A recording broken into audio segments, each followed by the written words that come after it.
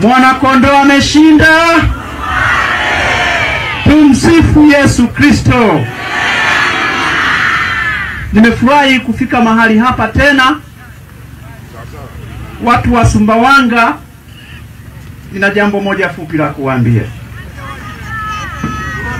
Nili najua ni watu mnaompenda Mungu, na hii ndiyo ngome pia ya Ukristo katika ukanda huu. Kwa hiyo sikilizeni neno ambalo atawaambia askofu. Mkiona mahali popote duniani askofu amejitokeza katika mabadiliko na mageuzi na kutetea haki, mjue kuna jambo linaenda kutokea. Katika nchi jirani ya Malawi, baada ya watu kukandamizwa kwa miaka mingi, maaskofu walipokutanika na kutoa barua au waraka wa kichungaji, siasa za udikteta zikaanguka Malawi. Kule nchini Kenya, maaskofu walipojitokeza, siasa za udikteta zikaanguka na katiba mpya ikaandikwa Kenya.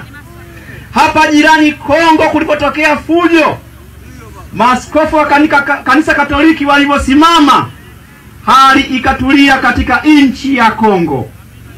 Afrika Kusini, askofu mkuu Desmond Tutu wa kanisa la Anglikana aliposimama akiwa peke yake, ubaguzi wa rangi na mfumo wa ubaguzi ukadondoka Afrika ya Kusini. Kule nchini Uganda, damu ya askofu mkuu wa kanisa Anglikana Janani Lohum ilipomwagwa na Idi Amini, ukawa ndio mwisho wa udikteta kule Uganda. Tanzania tulipata uhuru bila kumwaga damu. Unajua ni siri gani hiyo? Mwalimu Nyerere alikuwa anafundisha katika shule ya msingi Pugu. Walikuweko watu wanapigania uhuru wa Tanganyika kupitia chama cha TAA. Mwalimu Nyerere, mnafahamu, alikuwa muumini mzuri wa kanisa Katoliki, na alisoma katika mission na anafundisha katika mission. Sasa siku moja padri wa kanisa Katoliki wa shirika la Fabian, the Fabian Society, alikuwa anaitwa Father Walsh. Yule alikuwa ni mtu wa Ireland. Alimuita kwa siri faraga Mwalimu Nyerere, akamfunulia ramani yote na siri yote ya nchi ya Tanzania, kwamba mnaweza mkapata uhuru bila kumwaga damu ukifuata ramani hii. Ndipo hapo ikawa siri ya Tanzania kupata uhuru bila kumwaga damu, maana Nyerere alienda yuno kudai uhuru wa Tanganyika. Na sasa Tanzania tuko huru, ingawa hiyo inahojiwa. Sasa tatizo kubwa la Tanzania ni mfumo wa haki na ukandamizaji. Watu wanatekwa, watu wanauawa, watu wanapotezwa, na uchaguzi na poro kwa mtutu wa bunduki. Askofu aliye wa kweli hawezi kufurahia mambo haya.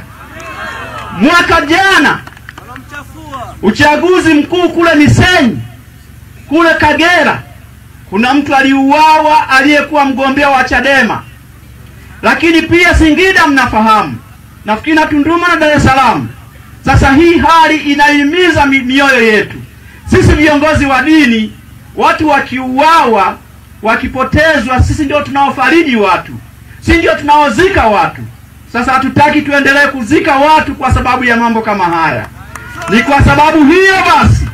kwa sababu hiyo basi, kama viongozi wa kanisa, ni lazima tuchukue nafasi yetu, kama tulichukua nafasi yetu kupigania uhuru wa nchi hii, kuweza kushiriki katika kuleta mifumo mizuri ya utawala. Tuandike katiba mpya inayokubalika na watu wote.